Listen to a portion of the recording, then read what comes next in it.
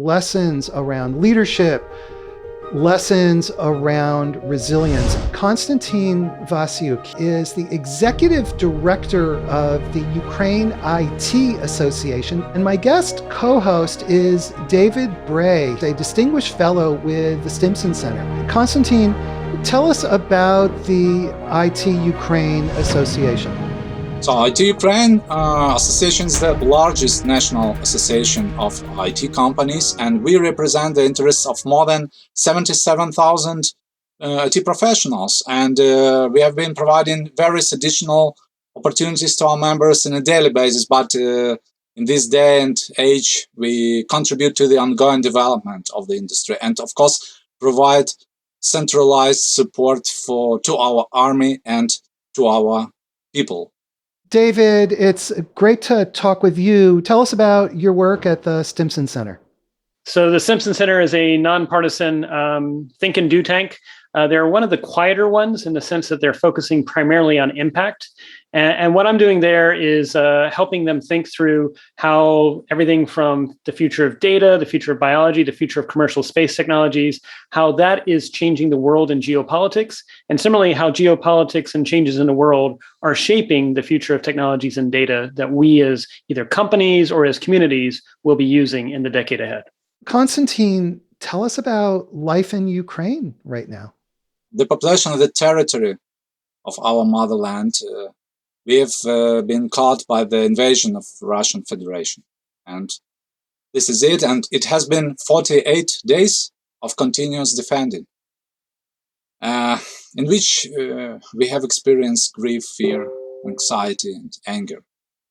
It's war. And, but at the same time, this immense bravery, joy, pride, and unity we also felt.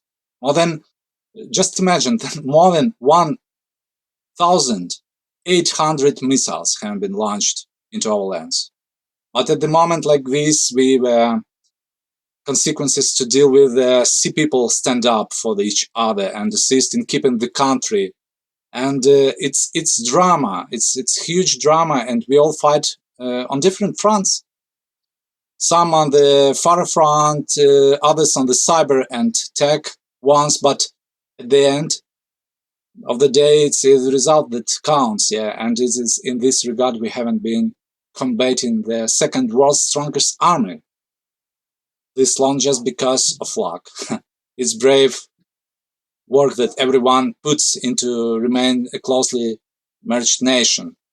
So, and I'm saying this with with emotions, because no country in the world is ready to go to war with Russia, but Ukraine is fighting quite successfully, I should say. And by the way, considering the bravery Ukrainians have been showcasing the national DNA, and this is our national resource. In fact, the bravery becomes our brand. And this is what it means to be us today, to be Ukrainians, to be brave. Maybe this is most liberal characteristics of what we have now in Ukraine. I mean, like you said, the last 48 days have been incredibly challenging, but Ukraine has risen to the occasion. At the same time, this has been something that's been brewing for a while. I mean, you had the 2014 conflict with Russia, and then there's been several things behind the scenes. So if you could tell a little bit of the arc of your industry association from 2014 onwards in terms of, you've had the constant concern of Russian aggression, whether it be more overt as it is now, or things that were done more quietly to try and disrupt Ukraine for the last several years. So I was wondering if you could share a little bit about how does the IT industry association work with what has been year-long stresses in some respects?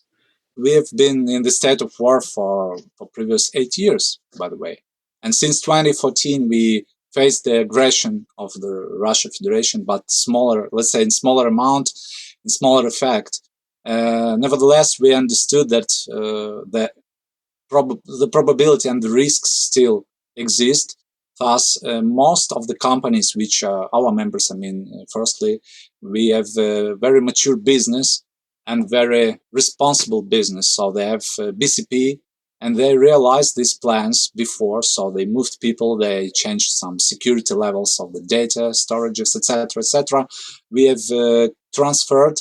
We just changed business processes in order to be ready for such situation. And now it shows that this was exactly and correct approach, which affected now in the very good condition of the industry in general.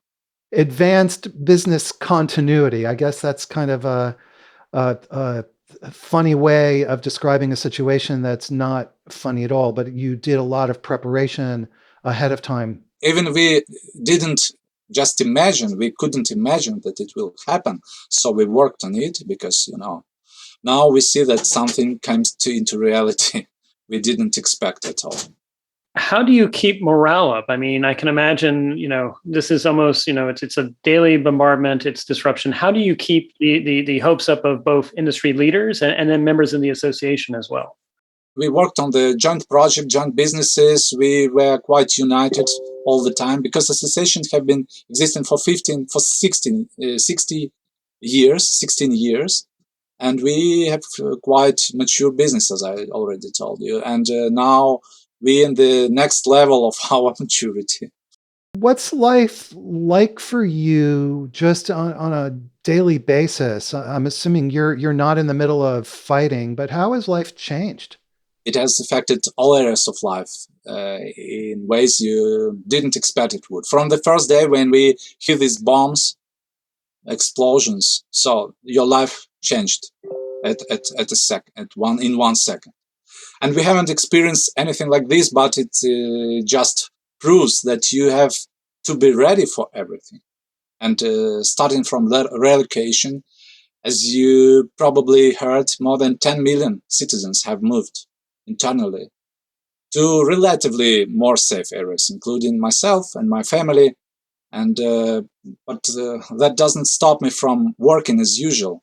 And kids are having online lessons as they would, but taking even those two simple points. My working day has been prolonged, of course. Now we work not, of course, 24/7, but more work over 20 hours a day because we're all in support for Ukraine, the army, the citizens, and people really trying to help. And we're centralizing the assistance as best as possible on the level of our organization, on the level of my team.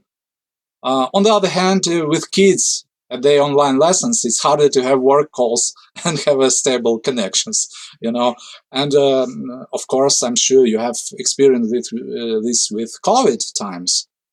But let's imagine that saying saying your kids while they playing on the grass, after their classes, for keeping them in because the air raid alarm is ringing. And it's crazy sound, by the way, very depressive. And everyone should be in a shelter at that moment. This is general picture of our life, but we in the most safer place, some people in less safe place, but more or less the experience is the same. One of my friends, they moved to Italy with the family from the suburbs of Kiev. They lived there before, and on the second day, the child, while the plane was flying on, the child go down on the ground and say it's missile. It was terrible. So this is daily life we adopted. I find it fascinating because in some respects, IT is so essential for you to carry on the work wherever you are, to carry on the education wherever you are. It actually helps hold your people together. As you said, they've been displaced by the conflict.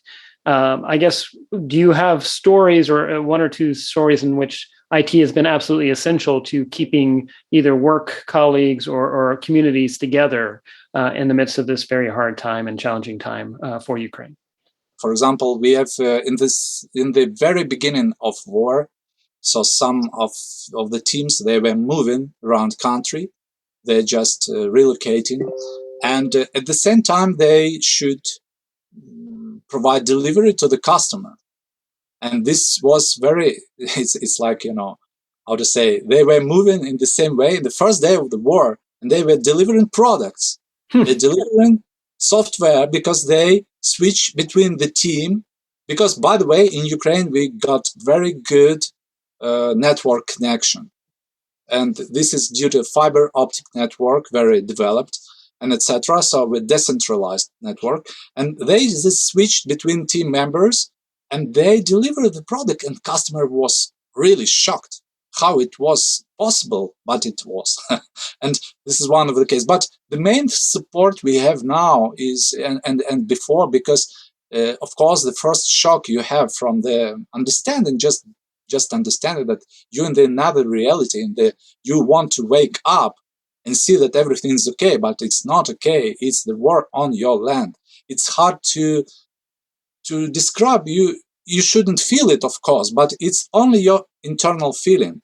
It's not the danger for your life. It's danger for your, how to say, perception of the life. And I mean, the main support in cases with people to support each other in this situation. And as one team, they're working. We work together now. We have meetings, we have tasks, we have deadlines, as in general, in usual life. But now we a bit much stronger, a bit much confident, just a bit much, how to say, resilient. And this is maybe the recipe how to overcome this, but it needs time to understand. Konstantin, at the beginning of the war, I read stories of IT workers who, during the day, they were participating in war activities, essentially. And then at night, they would come home and they would write their code and do their programming and work with their customers and their deliverables. Is that still happening? What's the working life like right now? Now, more or less, people understood and got the rhythm of life, rhythm of work, in order to be as much efficient as they can. So if people think that he will be efficient on the army, yeah, he will go to army. If you're efficient in the coding or performing your daily work, it will be like this. And it's normal, because first days are shock. First days is not typical schedule, of your life. And later it will go on the more or less normal way, in the term of your schedule, in the term of your daily routine, etc. So I think it's quite clear that people want to be as much efficient as they can on their own place, what they can choose. But we have an interesting question from Twitter, and this is from Arsalan Khan, who's a regular listener, and thank you, Arsalan. I always thank you for asking such excellent questions. And Arsalan says this. He says, being prepared for an invasion, how do you prepare for an invasion, and how did you convince your IT organization members to be ready for a war? You will be ready for the war when you have this experience at least one time. Before this, you won't be ready, really. But I mean that maybe customers, let's say customers is so mostly the customers pushed companies to provide some BCP, really, because customers worried about their business. In the same time, as I've already mentioned, we have been in the state of war for last 8 years, so we taught some lessons taken from this, and basic things were done. So I mean, the combination of these, customers, let's say recommendations, and our experience made this general preparation. But for the last 1 month, 2 weeks, 1 week to the invasion, we really didn't think that it happened. Really, we didn't expect this. And that's why maybe answering these questions, you will not be ready to the war. Mentally, yes, maybe you should expect something. But of course, any exact actions will help you to overcome the threat when it comes to reality. This is an interesting war and conflict in a sense that not only, as Konstantin said, and you noted, Michael, there are people that are working 20-hour days where they may have a day job that has them doing one thing and then a night job that has them doing something different in Ukraine to address the conflict and to keep the continuity of business going. You also have people either in the United States, Canada, and parts of Europe who may have a day job that is not at all obviously relating to the conflict, that choose to either outside of business hours or choose to take time from work.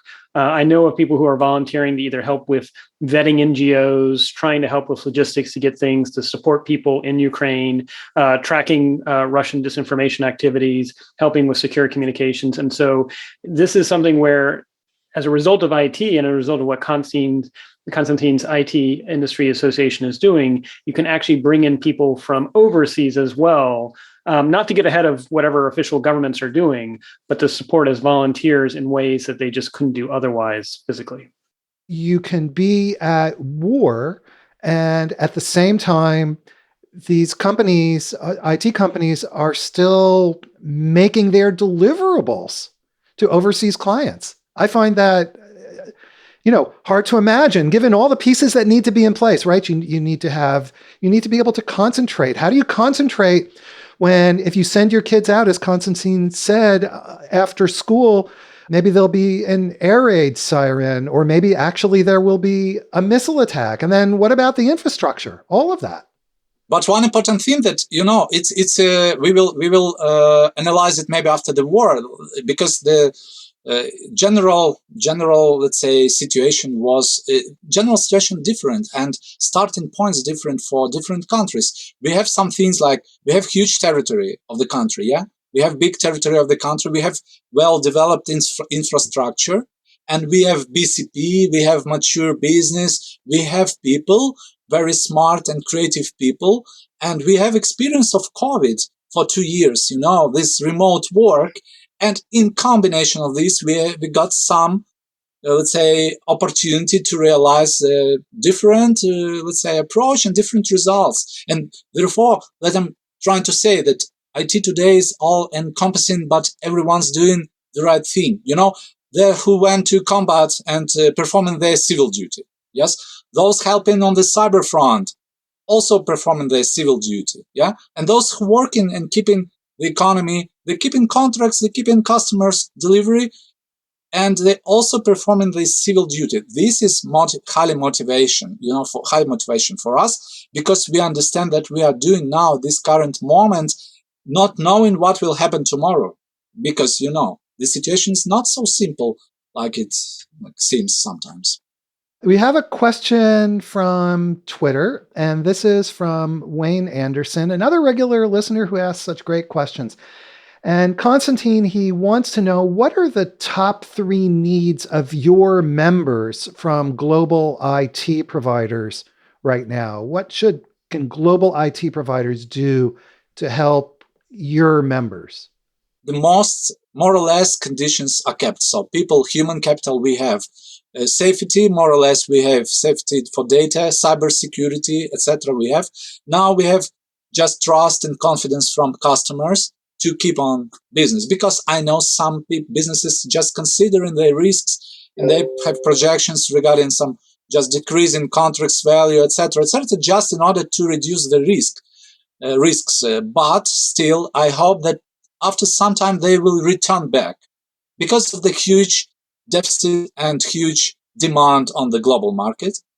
And just don't wait for this moment that you should return back. Yeah, just keep on doing business. Of course, we are ready to provide you additional, let's say, information, maybe site visits, maybe some meetings, and proofs that our business is resilient and confident and very, and capable to deliver services you need. This is maybe the one and main thing. You are highlighting that this is both a immediate conflict in terms of military defense, whether it be on the physical battlefield or in the cyber realm, but it's also the long term, which is you need your economy to continue to be robust. I mean, if anything, if your economy shrinks because nobody wants to do business with you, that is actually worse than what could happen on the battlefield. So sort of amplifying what you're saying, if folks can continue to do business with you, if they can grow their business with you, even in the midst of all this, the fact that you have shown this skill, I mean, you have skills now that most people can't claim when it comes to ultimate IT resiliency. You have demonstrated that. Exactly. And one important thing maybe I would like to add, that this business which is supported by customers and business that earning money, they spend this money for the help to the army and to the people, because millions dollars spent by Ukrainian IT companies or companies with development centers in Ukraine to the aim of the army, non-military goods, including non-military goods, of course, medicine, etc., humanitarian aid. And this possible exactly because our customers pay our bills, pay our invoices, and we deliver services. And I mean, this should be kept. And this will help defend Ukraine, defend Europe, and defend the world from these crazy, really crazy people. Sorry, but what we see now, it's not, how to say, no words to describe this. And this is important to keep business, to keep economy, in order to just fight for the peace and give this and gain this victory finally. Can you even imagine how things would be different if you didn't have the internet nowadays in the midst of all this? We got more than 5,000 Starlink equipment, sets of Starlink equipment already supplied to Ukraine. And this equipment distributed between the critical infrastructure, some government bodies, some local authorities, some critical, let's say, points where it's needed for the cities which just lost internet connection, some mobile operators, etc. And so we have some backup for the channels, for internet channels. Some IT companies also have this equipment as well. I mean that we monitor situation, and it's really now have no any, let's say, complaints to the network connection, and we hope it will be kept. But we have also reserved channels like Starlink, and this gives us hope to continue, even if some parts, some regions temporarily will be cut off from the global, let's say, fiber optic network. In the midst of this terrible bombardment and the atrocities that we read about, that normal life goes on. We're able to do this. IT companies are making their deliveries. What kind of planning, you touched on this earlier, what kind of planning goes into ensuring that when this catastrophe happens, that you're able to continue? Exactly in this condition, we have, let's say, short-term and mid-term planning. And we are not speaking about some far horizons. But anyway, again, according to BCP, we have special, let's say, measures to provide reserve electricity and internet connection.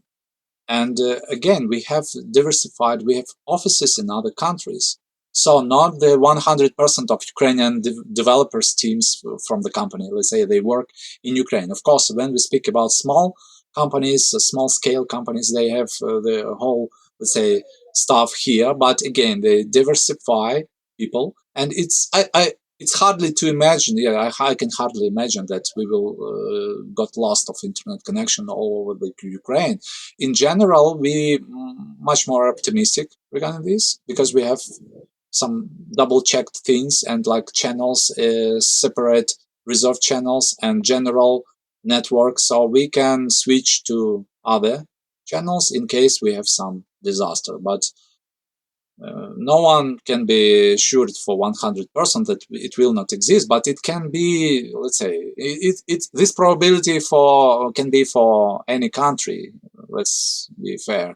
Of course, war is war, but we have quite good connections, at least now. We hope it will be kept. And we don't miss opportunity to have reserved channels for such cases. We have another question from Twitter, a really interesting one. And this is again from Arslan Khan, who says, this is as much a cyber and information war as a physical war. Has the government's view and use of IT changed as a result of what's going on? Let's talk a little about cyber, yeah, because as I just mentioned, some people went to cyber front, and it's certainly an area we have expertise in and a lot of projects of. And maybe I will not tell you a very detailed information because we're in the state of war now, but let's maybe overview the parts of the cyber activities which have, because now this is part is, DDoS attacks, and they are done by 90% of people who has computers and smartphones and just launching an application on a laptop or even phone, and you are in. But they are particularly unharmful as the, let's say, in long-term period, yeah. And this is not so sophisticated one, but the hacking and pen testing is second level, yeah. And basically, before war, some people, of course, doing this time to time. But now this is done by more sophisticated users, of course, and they done it very well. And the most sophisticated part, it will be, let's say, internal work, yeah, when the site hacked, and it's work to build some botnets, some other stuff to be particularly in and continue destroying this infrastructure, information infrastructure, etc. So I mean that in this we have good expertise, because even before previous years we have some attacks in Ukraine, cyber attacks. And by the way, what is interesting now and today, so you know that the cyber army of the Russian Federation, which is said to be very so cool and advanced in its doing, it's an illusion. It's as weak and incapable as their armed forces on the ground. This is so now that we have revealed that it's a myth, and I would like to say that we will happily share with you the details, but after the war, how we done this and how we prove that this is illusion of the very powerful cyber army of Russia. But Ukrainian cyber army is really powerful, and we're proud of it. But again, details will come later. Again, not wanting to go into details, but the other dimension of what was asked in that question is you've been dealing with disinformation attacks on Ukraine since 2014 and even before then. So you've gotten really good at it. And I've been very impressed at how Ukraine is very quick to sort of tamp out if Russia tries to start spreading either disinformation or tries to actually polarize your people. Is that something that you as an IT Ukraine association, do you have a role of making sure there's not disinformation attacks against the IT association, or is that another part of the Ukraine government that helps with addressing disinformation attacks as well? Time to time, we checked and update our, let's say, web interfaces and sites in order not to be attacked. But in general, business much more, let's say, business before war especially, were much more ready for these possible attacks than government structures. But then when it occurs, and happens previous years, it was taken, some measures were taken, and of course we came to more or less normal level of cybersecurity in general. But you know, again, we have critical infrastructure and we have general information portal sites, and the difference, you know, the risks are different. So maybe in general speaking, so we have more or less normal level of cybersecurity and cyber defense. But now, of course, it was raised in times, and of course we paid attention. And our members do have expertise in this area and do share it and implement it together with the government. We clearly see the partners, we clearly see the opponents and enemies, and I mean that the help from the partner's hand, yeah, it's very precious. And we do appreciate such help and support. And that's why maybe this area as well can be, let's say, discussed and applied as a partnership support for Ukraine. So, but this area should be discussed with the exact, let's say, government bodies and exact responsible people, not association in this case. But in general, I suppose that it can be done and maybe already been done somewhere. And in general, we open for this and we can, let's say, speak about this, but in general, just in general, because it's very specific and strategic issues, and it should be discussed with the competent people, I would like to say. As you look towards leadership traits that you're seeing be espoused in Ukraine at the moment amongst IT leaders, what would be maybe 2 to 3 leadership traits that you're finding to be the strongest that are coming to the fore in the midst of this conflict? It's very difficult to predict the situation in future, yeah. But now we are trying in our daily, let's say, daily work. We are trying to be a platform to connect different, let's say, expertises, different requests in order to find out the solution. And with different angles, we look at the different angles on the same things, and like IT people, like structurized business, like people who working for, let's say, urgent, have strong to help their country by their own expertise or their experience or their time or their money. We now constant flow of very intensive communications and collaborations. And it gives us unique lessons, the unique experience, which we will hope to implement after the war as well. Now, and how to say, now the world is very fast changing. This situation in Ukraine showed up a lot of things, unexpected things to the other world. And again, like association, we national association, we want to connect our members with all needed resources to keep their business. We want to connect and doing this to other government, connected with the business to keep ongoing economy, etc., etc., etc. So we quite multifunctional organization now.